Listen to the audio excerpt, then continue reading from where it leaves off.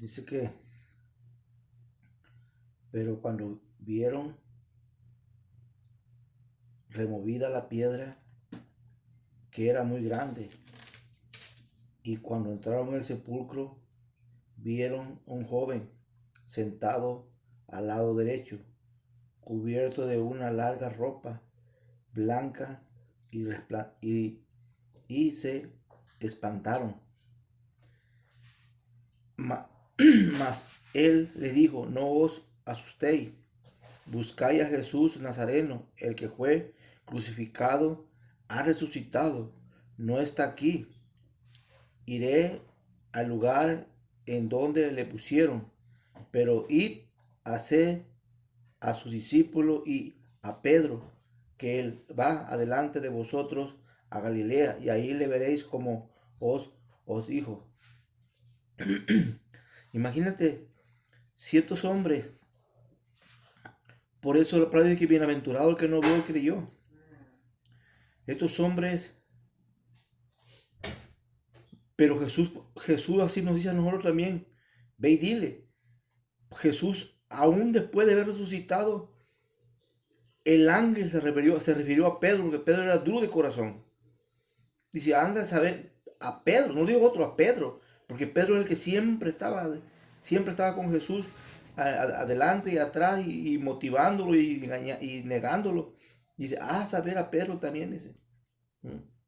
Y dice que tuvieron miedo, y es lo que nos pasa a nosotros, el miedo que nos está matando, el temor, que a veces, por el temor a veces, el temor no es bueno, porque el temor te hace pensar cosas tan negativas. Estos hombres, el temor, el miedo, les hizo pensar en no creer que Jesús había resucitado. Porque después en otra parte le dice al ángel, le pregunta a la mujer: dinos, ¿a dónde te lo llevaste? Dice: dinos, dice, para ir a llorar, dice. Dinos. Oye, inseguros. Y pues cuando estamos inseguros, es el temor que nos está matando. El miedo, la frustración. Dice el 8: y ellos se fueron y huyendo al sepulcro, porque le habían tomado temblor y espanto, y decían nada a nadie porque tenían miedo. El miedo te hace, el no decir nada, encerrarte y estar triste. Estos hombres, el miedo dice que tuvieron miedo y no le decían a nadie nada. Dice, dice el 9: y habiendo pues resucitado Jesús por la mañana, el primer día de la mañana, apareció primeramente a María Magdalena, a quien había echado 7 demonios. Y Jesús le dijo a ellos que iba a resucitar al tercer día. Ellos no creyeron. Y a nosotros nos dice lo mismo, nos dice Jesús a nosotros: mira, sígueme, mira, yo digo mi palabra, que bienaventurado el que no vio y creyó. Yo digo mi palabra, dame tu corazón. Yo digo mi palabra, al que cree todo le es posible. La gente, todo el mundo cree. Todo el mundo cree. Pero lo importante es creer y esperar. Esperar ese milagro, ese día que Jesús va a volver. Y dice el 10: y viendo ellos, le hizo saber a los que habían estado con él que estaba triste y llorando. Triste y llorando. Lo que pasa, la tristeza te hace llorar. Y cuando entra el temor, estos hombres les entró el temor. Y el temor lloraban.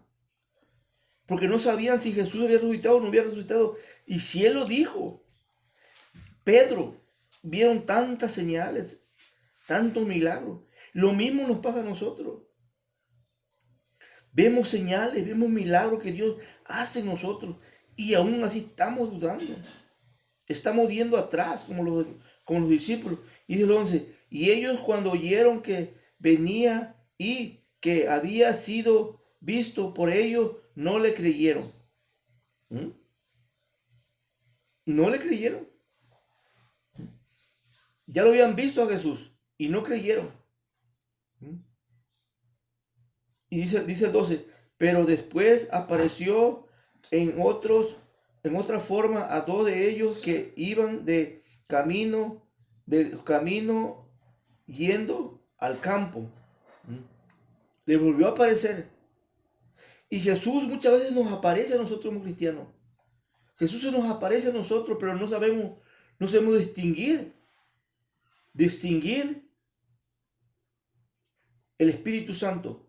¿Por qué? Porque estamos frustrados, estamos corriendo una carrera que no nos toca correr.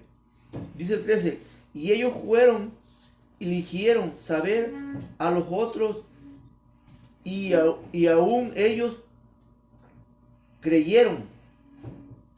Estos creyeron, dice 14, finalmente se apareció a los 12, a los 11. Mismo entonces ellos sentados a la mesa y le respondieron y le reprochó su incredulidad, dureza de corazón, porque no habían creído a lo que le había visto resucitado. Jesús les reprochó. Es lo hermoso de la palabra de Dios, es lo hermoso del Espíritu Santo, que cuando tú no estás bien con el Espíritu Santo, Él te reprocha, Él te habla. Pero ¿cómo te va a hablar a Dios? Leyendo su palabra. A nosotros nos está hablando, en este momento a mí me está hablando. Anoche estaba leyendo, yo estaba llorando las cosas tan grandes que Dios tiene preparadas con nosotros, en que Él tiene una pasión para con nosotros. Él quiere que nosotros dependamos de Él, que no dúdenos, que tengamos esa confianza, esa seguridad, que si Él prometió resucitar, Él resucitó al tercer día, y si Él prometió bendecirnos, sanarnos, librarnos de todo problema, Él lo va a hacer, porque es fiel y digno. Y aquí uno dice el 15, y les dijo, id por todo el mundo, dice, y predicar el evangelio a toda criatura, dice.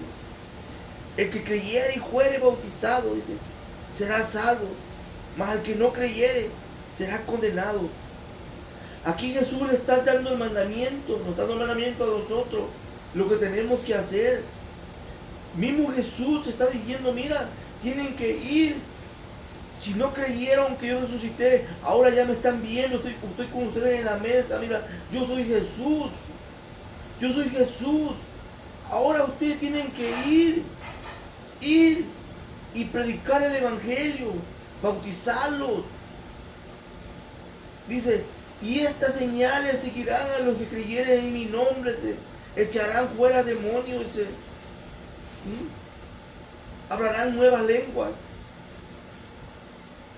Cuando le está diciendo Jesús, mira, yo les voy a dar potestad a ustedes para que echen fuera los demonios. Les voy a dar potestad para que aprendan otras lenguas, para que aprendan hebreo, para que aprendan griego, para que aprendan francés, para que aprendan chino, para que aprendan japonés, para que aprendan inglés, para que puedan comunicarse con la gente. No van a tener impedimento de no decirle a la gente, no sé hablarles en su propia lengua. Es como a nosotros Dios nos ha dado un reto, o si quiere decirle a la gente, Gablacio, Dios te bendiga, Giza, Dios te ama. Nos da un poco de palabrerío en otra lengua para que nosotros podamos comunicarle a la gente, decirle, mira, Dios es bueno, Dios es maravilloso, Dios te ama.